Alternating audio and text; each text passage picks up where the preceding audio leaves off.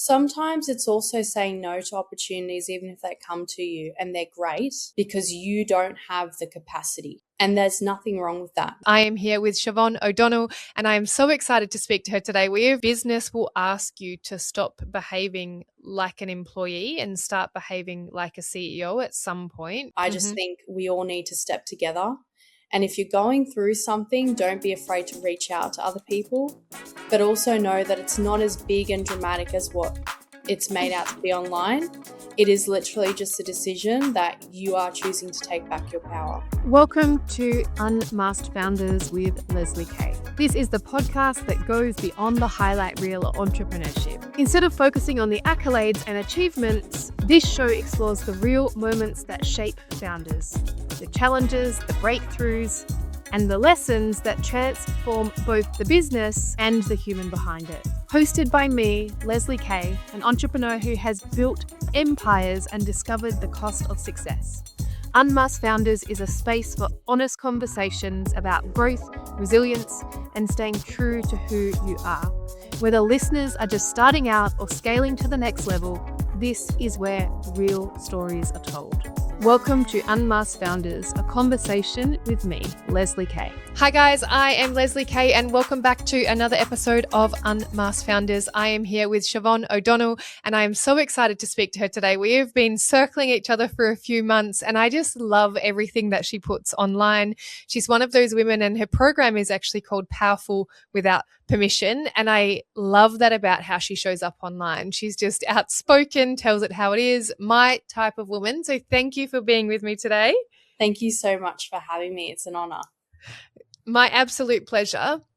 I want to start by just introduce yourself. Let everyone know who you are before we dive into some of the juicy conversations around business and what success actually takes. I would love to know a little bit more about you and what it is you do in the world. Yeah, amazing. So I am a single mum to a beautiful boy named Killian. I am a law and criminal justice student. I have a brand called Power Without Permission, which I started by myself about 6 months ago.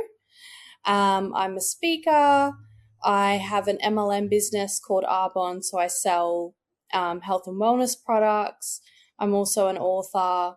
And yeah, I have a 9 to 5 as well that I like to do. That gives me a bit of drive, passion, and a bit of go.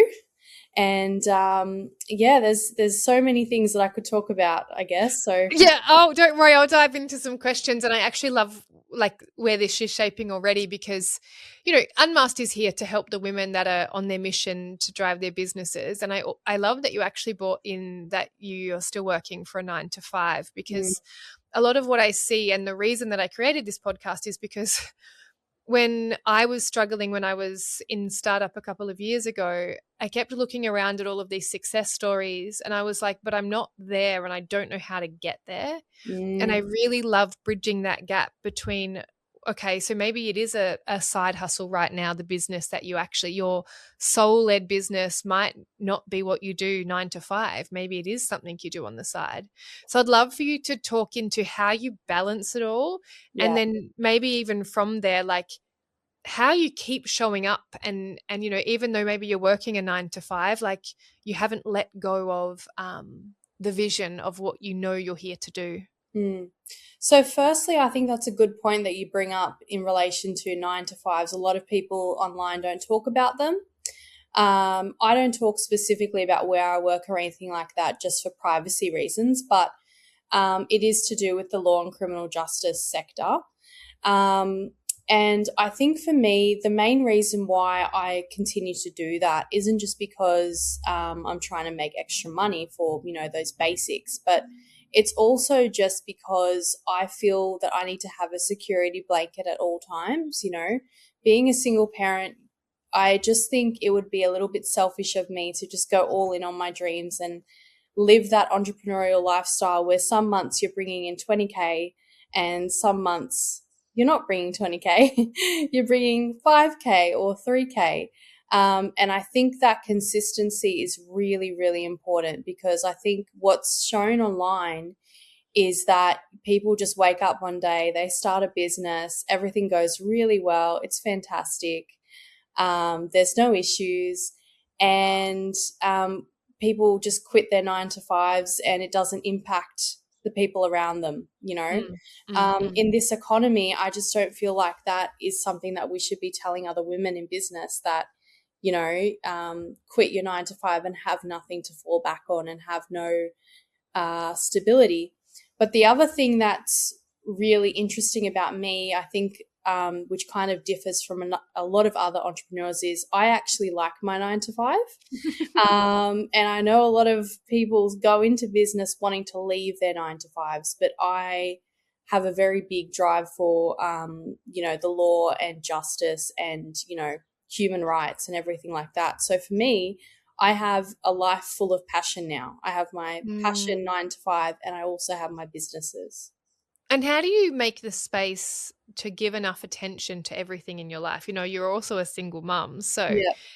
how is it, and maybe what is it that you do? Because I just think of, you know, one of my programs is 100K Club. So Mm, mainly I'm like multi 6 and 7 figures and helping them scale. But I have a 100K Club, which I run once a year because I want to help women grow their side hustles into full-time businesses. mm, And as you're talking, I'm like, this will, to me, it like will feel like such a refreshing conversation to these women, mm, because you're giving permission for them to do it in a way that feels sustainable versus, well, I'm going to go all in, and then you jack your nervous system. And yeah, maybe you have some really high months, but then as soon as you stop making income, you start to panic, especially if you've got children that you have to look after. And even for yourself in this economy, you know, like if you're paying your own rent and you don't have that support network, it can be really stressful. So yeah, I would love to know how you create space and balance and mm. continue to show up for yourself inside of that as well. Yeah, so that's something that I'm not gonna lie, I am working on it. You know, some weeks are better than others. The main thing that I think is really important is I do have moments in the day where is just designed just for me. Mm, And I also want to mention as well, my son, he's got, you know, a disability. So taking care of him is not just like how most people would raise their children. I don't get all these same amazing experiences. I get a different experience. And because of that, I have to really honor myself, my modalities, my health, my time religiously. mm, If I don't do that, I would literally be in burnout by Sunday and I mm, would not be able to show up. And I think the other thing that you said is like, how do you show up? Well, I show up for my son. mm, That is my biggest motivation. Money isn't really the biggest motivation for me. The biggest motivation for me is showing up for him and providing him space, love, leadership, a, a parent that, you know, shows up every day, even when I don't feel like it, because I know I'm being responsible for him. I think mm, that's one of the main drivers for me. And also, it's just those modalities, they're really, really important to me. So, as soon as I wake up, I'm not on social media and I make sure I wake up extra, extra early. So, sometimes it's like 4 or 5 o'clock in the morning. That's so that I get that hour to, you know, brain dump how I'm feeling, do mm. some breath work. If I can get to the gym, that's amazing. If I can't, you know, it's a workout in the backyard with my son there. It's just making it work and just knowing that this isn't just for me, this is also to impact other women as well. And that's also Mm. what drives me too. Yeah, I love that. And I love the reality of where sometimes balance doesn't work. And I think there is this such a like perception that it needs to be perfect versus just make whatever works for you work. But I get this sense that you don't really hold a lot of excuses. It's almost like, well, this is like this is what I have to work with, and I'm just going to make it work some way. And I Yeah. love that. I love mums that use their children as their why and like not the excuse why they can't. And I know, Yeah, that is a massive thing for me. So whether or not me and his dad worked out has got nothing to do with my ability to show up as a parent. I made the decision to have Killian. I Mm. made the decision to bring him into the world. I wanted to have a child. So I struggle sometimes empathizing and being that person that can hold space for other women. Is something that I'm working on, because I hold myself to such a high standard that there is no days where I won't do anything. Like that, I Mm. always have to achieve something out of that day, because I know what the consequences are if I don't. Yeah, Yeah.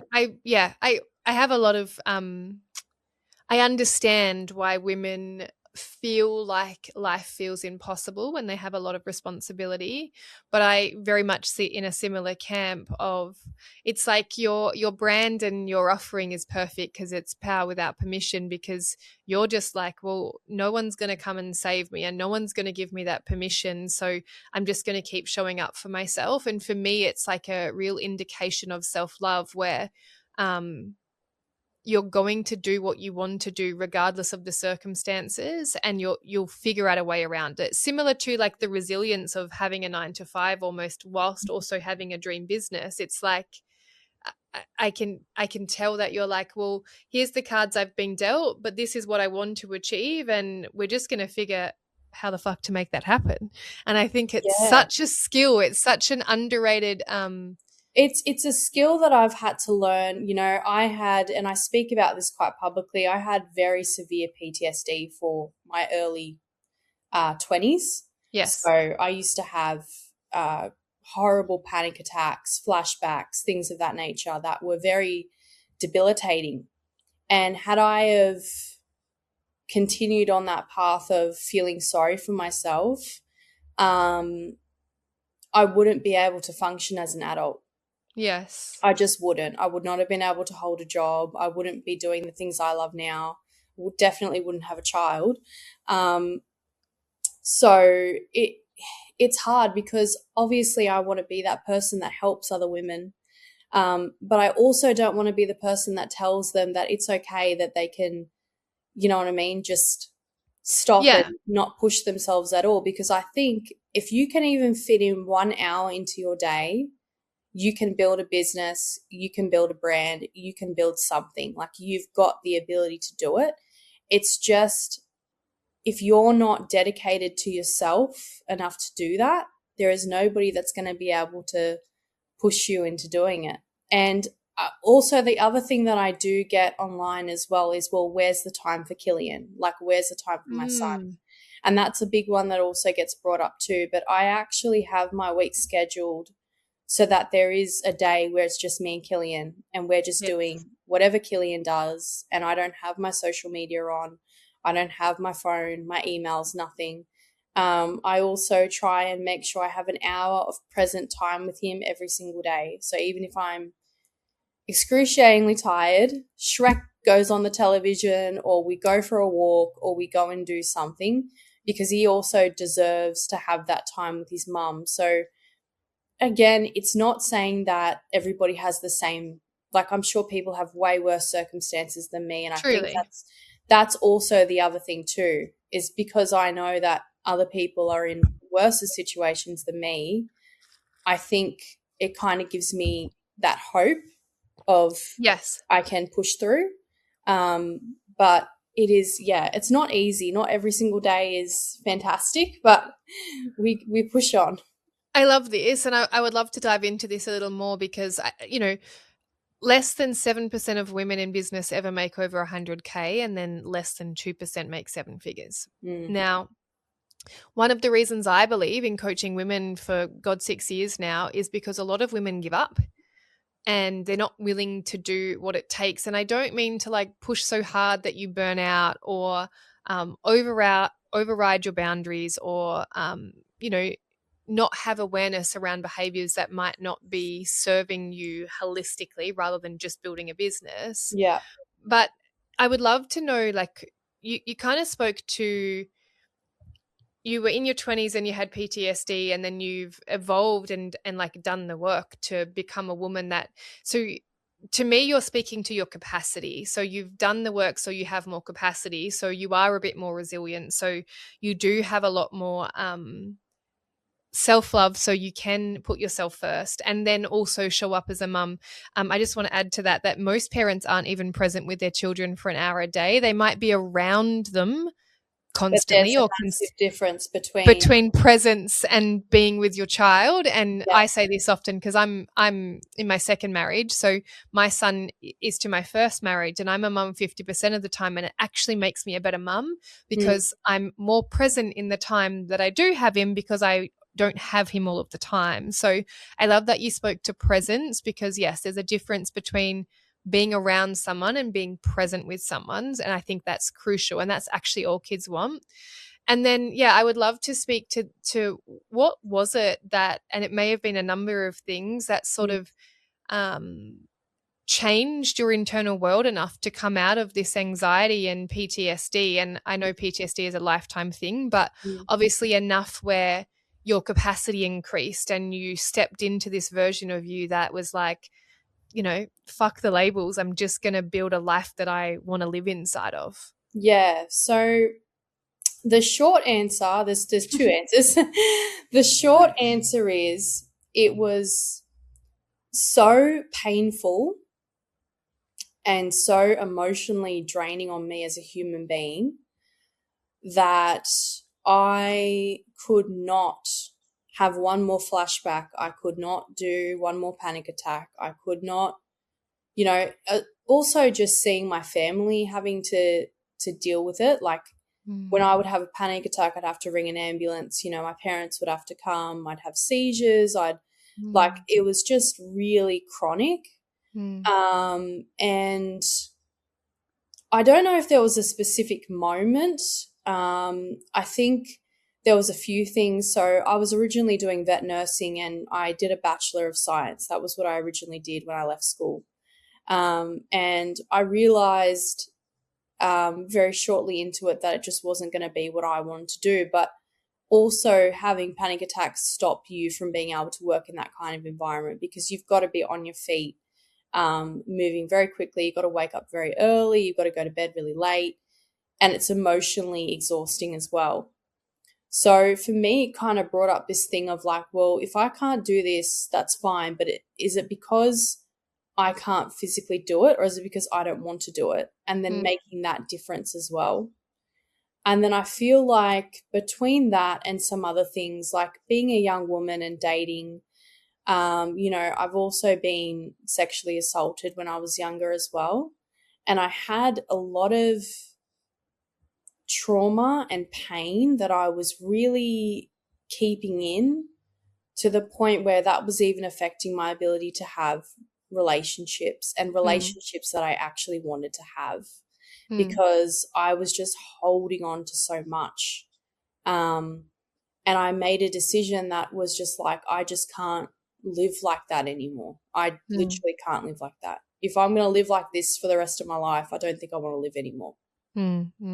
And I think it started off with the basic understanding of just recognizing that I just can't do that anymore, and I need to work on how I'm going to get myself out of this, because the healthcare system in Australia is a bit shit, especially when it comes to women's health.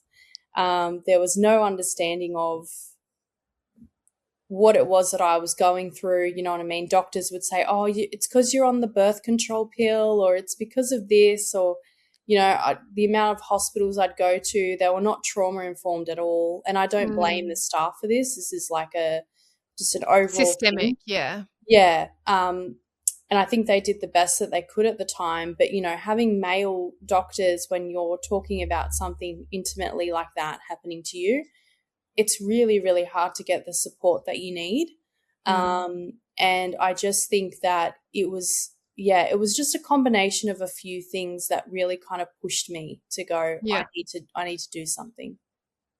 And then, so what was it? What was the catalyst? Like, obviously the motivation was seeing the impact that it had on your family, but was it therapy? Was it holistic modalities? What was something that sort of helped you start to change this internal landscape? The gym. Yeah. Yeah, wow. Yeah. I used to train when I was a lot younger, and I loved it. From the time I was 13, my dad had a boxing bag and workout equipment and stuff in the house. And when things were going wrong at school or in my environment outside of the home, that's where I would go and retreat to.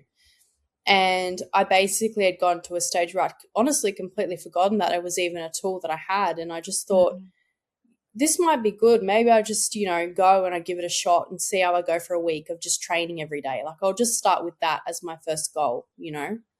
And I started doing that. And then every day I'd go, I'd feel a little bit better. Mm. And then I think once you start on that journey of health in one area of your life, it then starts to kind of go across to all the other ones. And then, I also started to go down this journey of, from that point of time, I'd gotten past, I still get panic attacks now, but I don't get them as often. But I'd gotten past that part of the journey, and then I started to get social anxiety. So then it wasn't just the PTSD that I was dealing with, it was the social anxiety. And I didn't actually start working on that until I'd had Killian, and I had to start going to mums groups and things like that. But the biggest thing that happened there was I went to a business event on my own for the first time, called She Means Business. And I met all these other incredible women in business and saw that they were actually achieving all these things. And I thought, okay, I want to become the person that can walk into these rooms. I want to be the person that can stand on stages. I want to be, I want to be that bitch, basically. And I was like, I'm going to have to push through the social anxiety now, and I'm going to have to start making myself uncomfortable. So it's just, it started from one point, and it's kind of just unraveled and unraveled. And then I would say in the last 12 months, it's really skyrocketed for me to the point where I've got way more clarity, and therefore my businesses and everything are growing because of that block. I don't think people realize how much of your life is intertwined into your ability to run a business. Quick pause. Are these conversations resonating with you? Do you finally feel seen in your business journey? This is the entire mission of Unmasked Founders. To strip back the highlight reel and tell the raw truth about multi, 6 and 7-figure success. We're here for the emotional costs, the days you want to quit, and the breakthroughs that follow.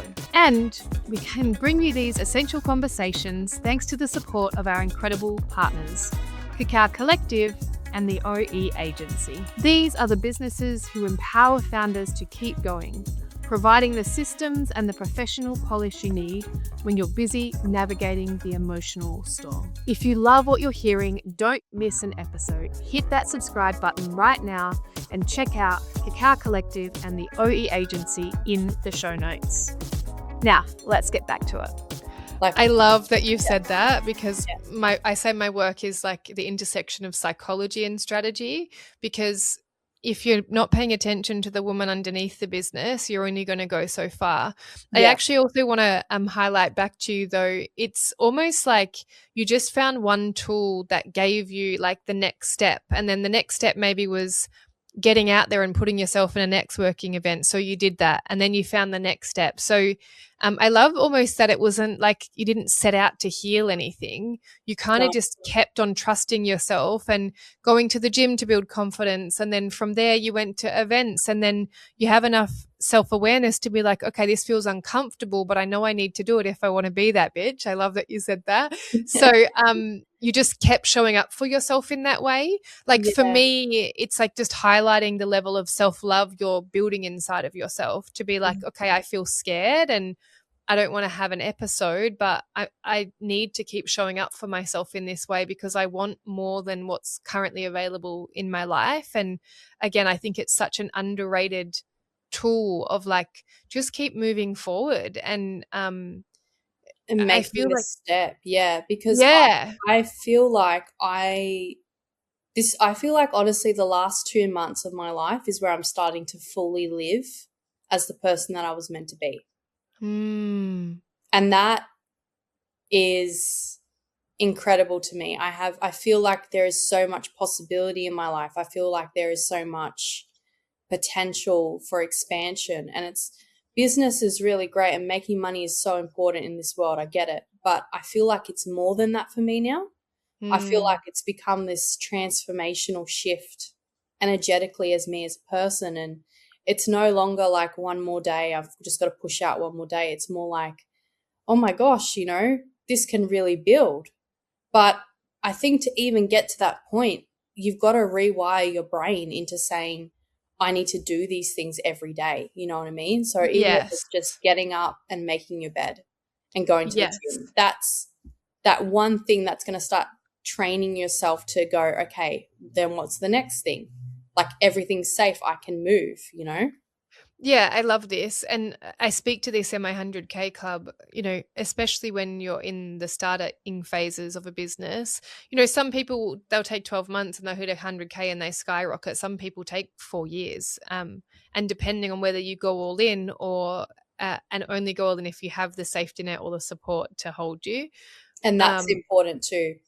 Truly, because otherwise you're building from an identity of lack. Like, if I don't do this, I can't pay the rent, or if I don't do this, I can't put food on the table. So I love that you're talking to this. It's like the undercurrent of business and business success. It's like, yep, here's the business plan, but what's the plan to keep showing up when you don't feel like it? Because Mm. you're building these habits, and what you're doing internally is building such a strong foundation of self-trust that it's inevitable that success will come, because you're building that internal relationship, so you know that you've got you and you're going to keep doing what it takes. And I think And it's so crucial. sometimes it's also saying no to opportunities, even if they come to you and they're great, because you don't have the capacity right now. Yes.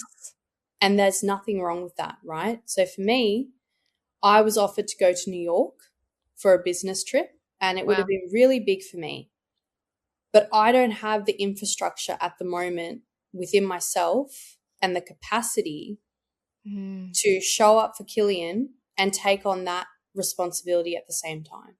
So it doesn't mean that it's not going to happen for me. It just means that there are times in your life as a woman, especially as a mother, where your capacity is less than others. And don't punish yourself for the fact that you don't have that capacity. It Yeah, I just love means that. you've got to change your timings.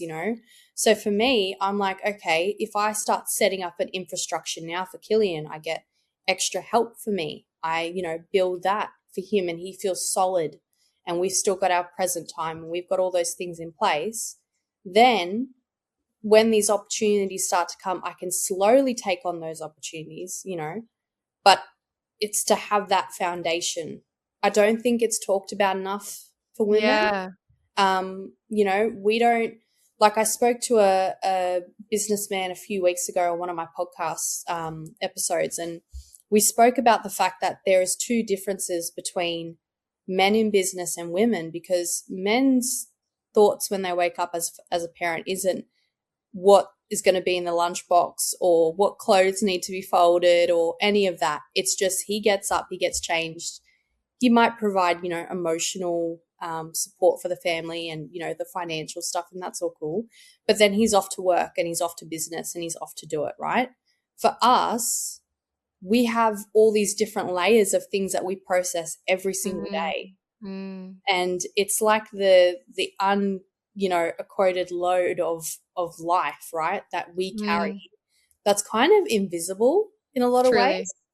And people just who aren't parents don't recognize that there's that load on top of you as well as what else you're doing. So you have to be able to negotiate that, but also not punish yourself either. I love that, because I Yeah. also think so many people like blow out their nervous system because they're not, it's like there's like a scarcity on the opportunity being presented again. Yeah. And you've like made this grounded decision of like, well, if I say yes to this, it's going to disrupt more than I'm willing to like give, and like destabilize your foundations and it's not going to be worth it. And I love that you've made this decision from such a grounded place. And for those listening that are scaling and still might be in side hustle, or yours isn't really a side hustle to me, it just feels like you've made a really grounded decision to be like, well, this is what serves me in this season, and I'm still building over here, but it needs to be fulfilling and rewarding in all areas, and like play into the ecosystem that you're building. And Mm, even the decision to turn down New York, it's there's like a maturity to it. Often when people are starting businesses, they don't realize the self maturity that needs to happen, yeah. because your business will ask you to stop behaving like an employee and start behaving like a CEO at some point. And it's almost like you've like taken the CEO role of your life, Mm. and you make these decisions looking at the full picture, not this like lack or scarcity of like, well, I have to say yes now or it's never going to happen. And I think that's one of my main things that has made me successful that quickly, is because I'm very grounded in who I am, what I want, but I also look at long-term consequences for short-term gain. Mm. I think a lot of people in business, they don't understand that every single time you say yes to an opportunity, you need to think about what that means for you in the long term. So if somebody Mm. comes up to you and says to you, I can get you to 80K months, for example. But in order for you to do that, you're going to need to put in all these systems. You're going to need to be taking this as a full, Monday to Sunday kind of job. You're not going to have a social life. You're going to have to say no. But right now, that means you get the 80K. It's like, okay, well, most entrepreneurs that are really hungry, they'll go for that straight away. But they don't understand the consequences on the infrastructure around them, the relationships that they lose, the time that they lose. Mm. So it's just picking your times. When is the best time for me to do that, and when is not the best time? Yeah. And also, we have such a full life. I feel like entrepreneurs think we need to get this business scaled tomorrow because we're all hardworking and we've got that switch in us, right? But if it takes 5 years, but you're building at a sustainable rate and you're still Yes. getting income and you're still living a life that you want to live, you are better off doing that than you are crashing and burning, because then you lose everything anyway. Yeah, I love this. I built an 8-figure company, the first one that I built um, in hustle, and I'm going to build it as fast as possible. And when you're playing with numbers that big, I actually sent that first company to the cleaners, so an ATO debt of $3 million, because all I was focused on was growth, and I was growing with ego. I had a point to prove. Basically, some men told me I couldn't, so I was showing them that I could, and I Mm. did. But I did it. It wasn't sustainable. Just what you spoke to. So, for me, business growth now has to feel good, and it's actually a lot slower and methodical. And I say no to things, and there's a lot more maturity in the decisions I make versus ego in the decisions I make. And I think this is where people get caught up. But I'm like the poster girl for this is what happens when you build a business, because you think you have to prove something and you move too fast and you make the wrong decisions. Yeah. And now in sustainable growth, what that actually means for me, my son, the wife that I am, the way I show up in relationship, and we're still growing. We've actually just opened into new countries, but I'm not doing it in a way where I'm just not willing to sacrifice. And I think a lot of times what you just spoke to, it's like we get asked to compromise. So they're like, oh, we'll just compromise on your social life, or just compromise, when it's not actually compromise. We're sacrificing happiness and connection and oftentimes health in Mm. the pursuit of something that we think, well, once I make all of this money, I'm going to like arrive in this place and then my life will be better. Yeah.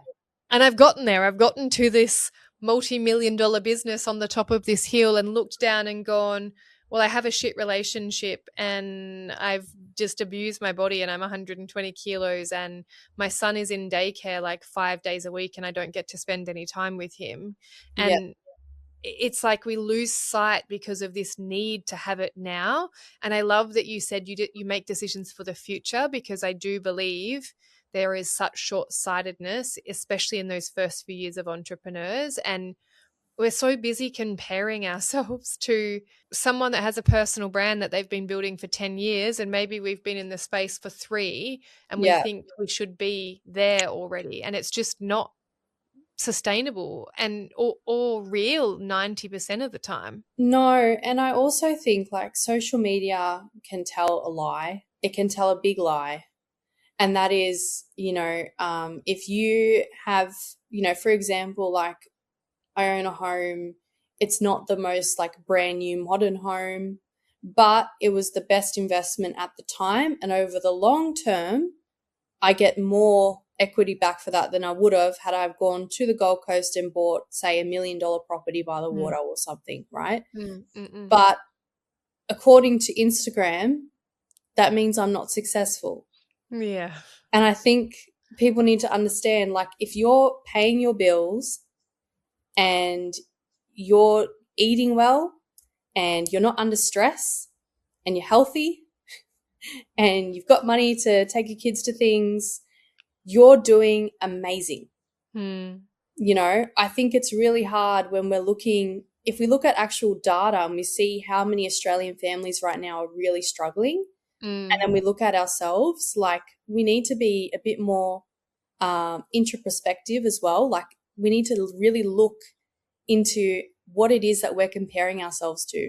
Truly. It's just such a big gap and it's not real. It's not. It's just not real. If you go to the local Woolworths and you see all the families, people are working 9 to 5s, 40 plus hours a week, and they're not spending any time with their kids.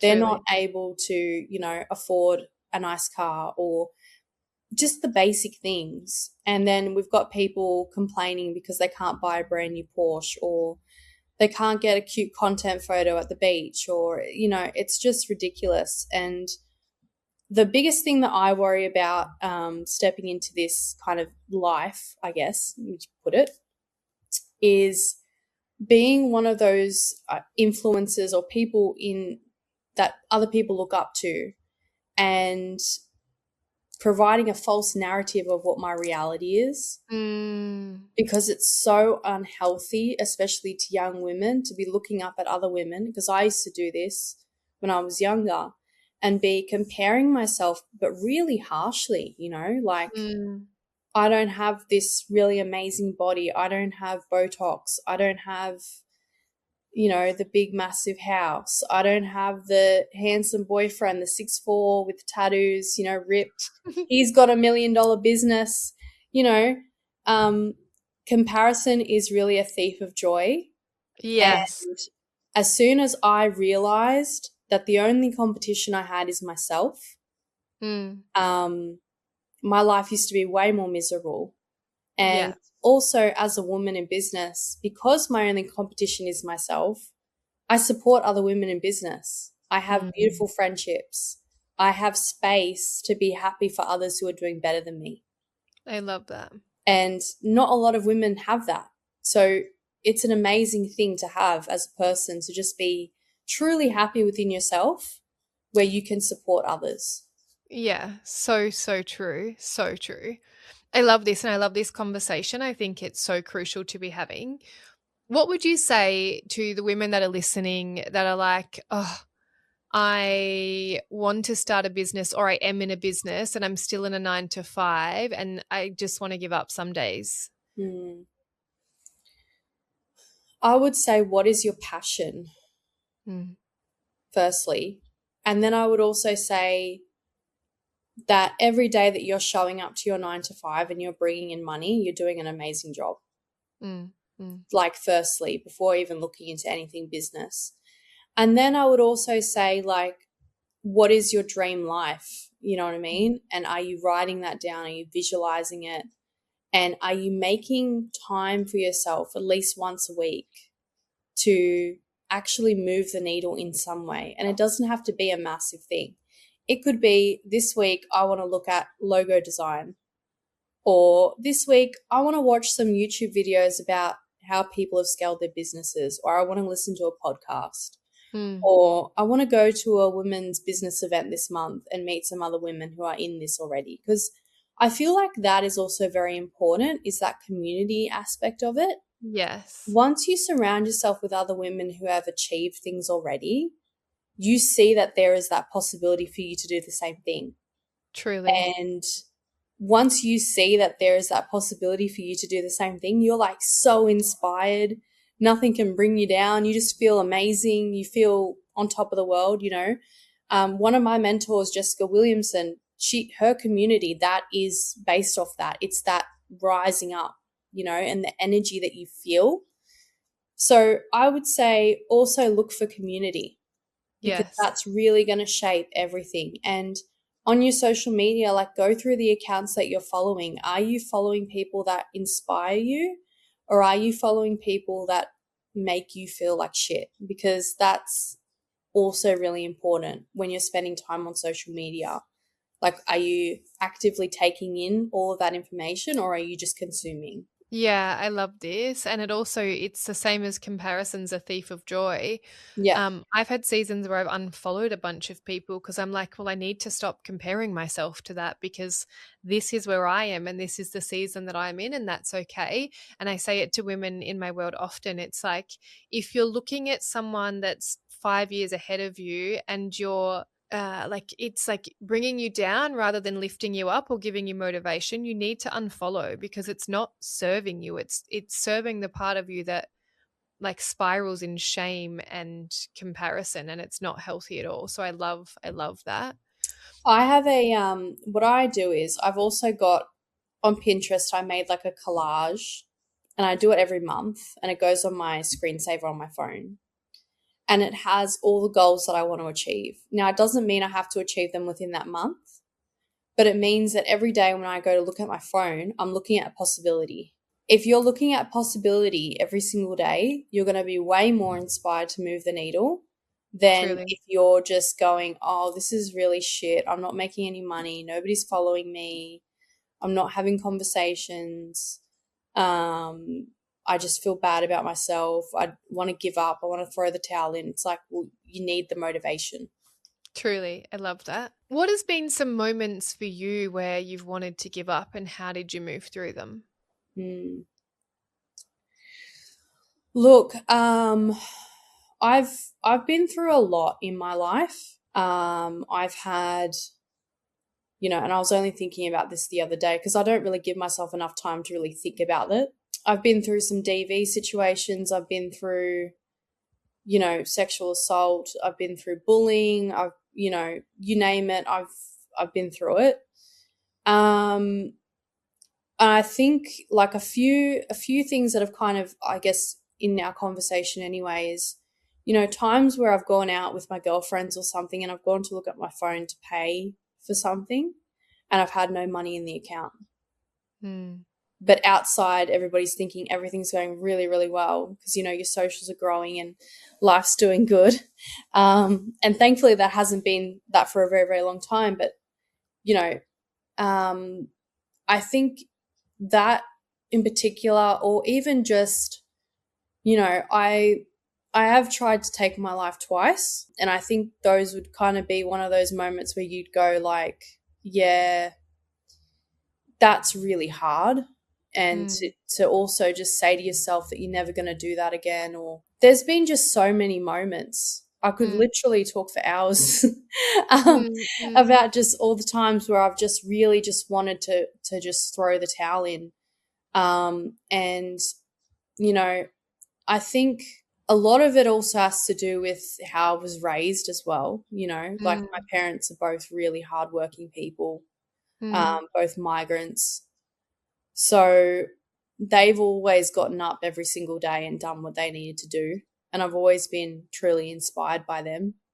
But I Hmm. think at the same time, their love for me and my love for them kind of overpowers all the other things that I'm going through in my life. Uh, Yeah.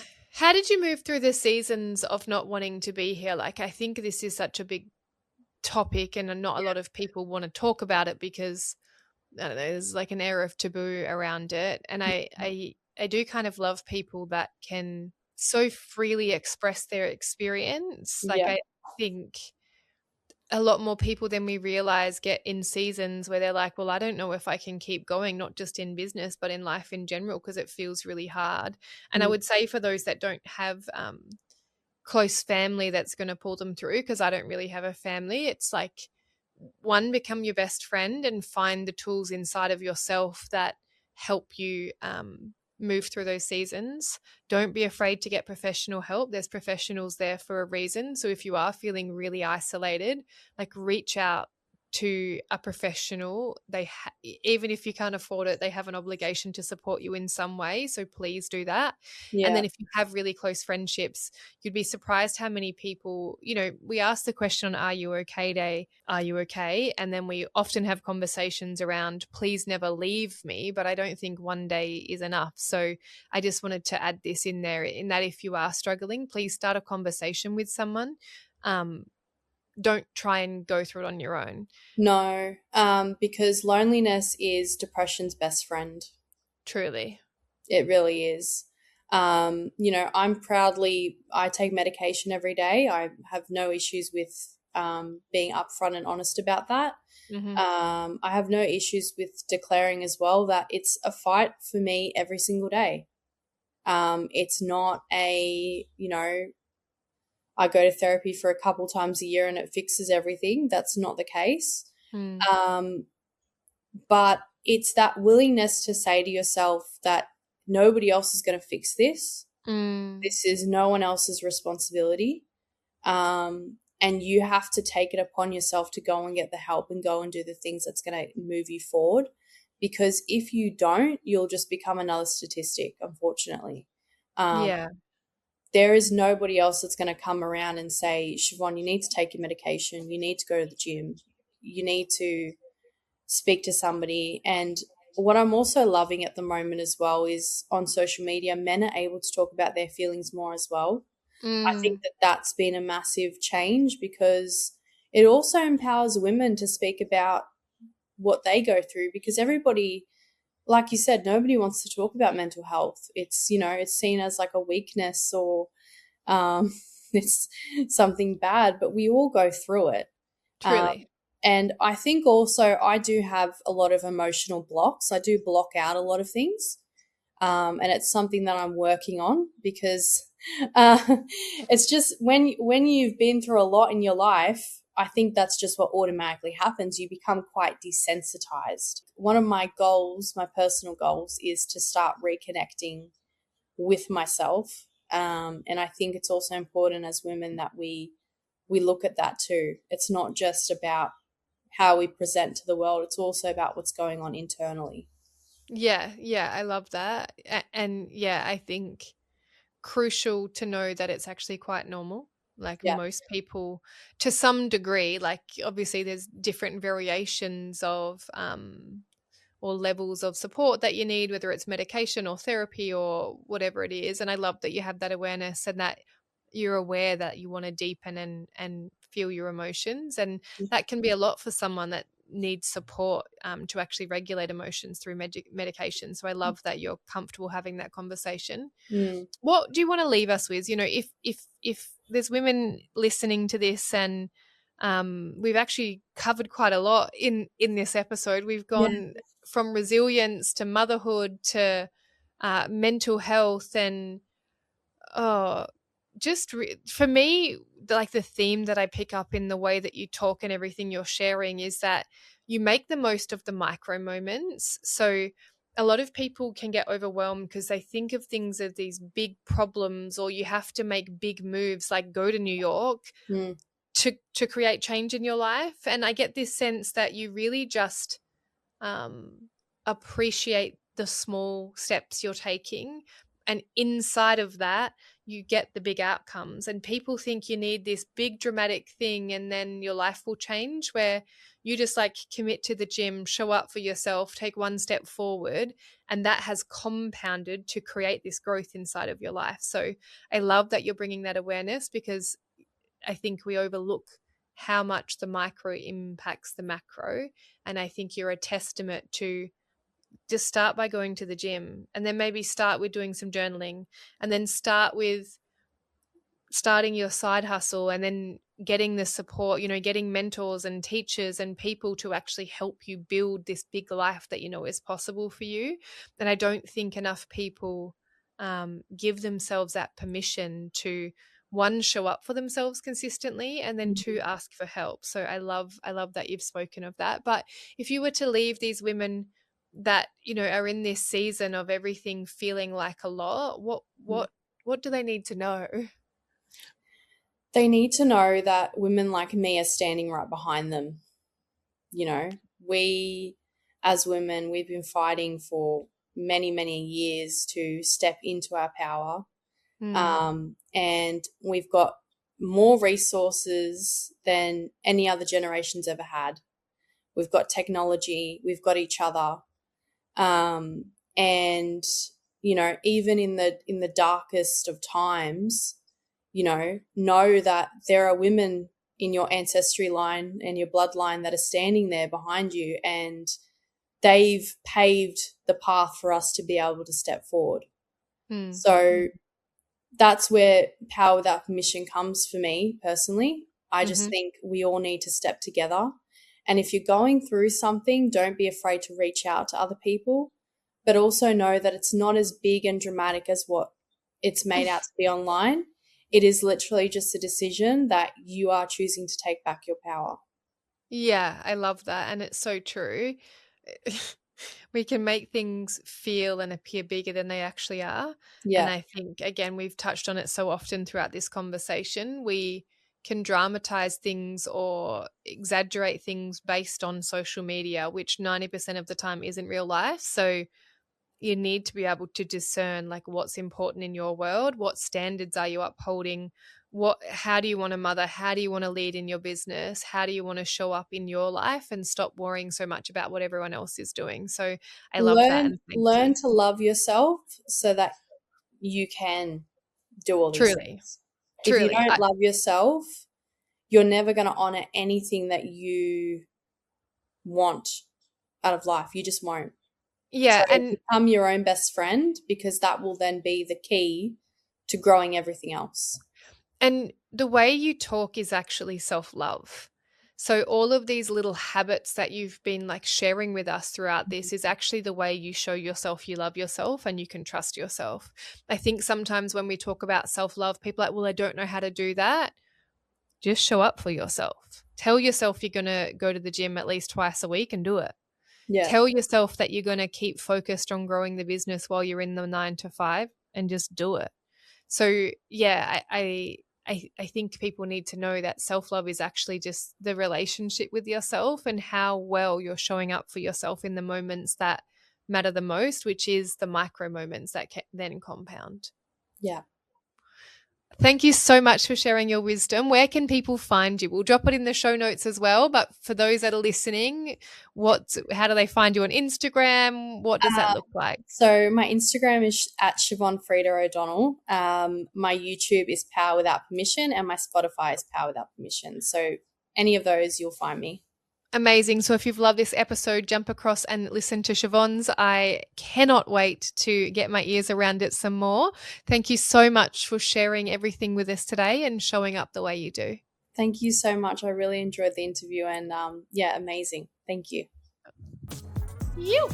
Thank you for listening to Unmasked Founders with me, Leslie Kay. Follow Leslie Kay on social media for more insights, and we'll see you in the next episode. You can find me at Leslie with a Z, Kaye. Check the show notes for how to spell my name. Remember, true success is built from the inside out.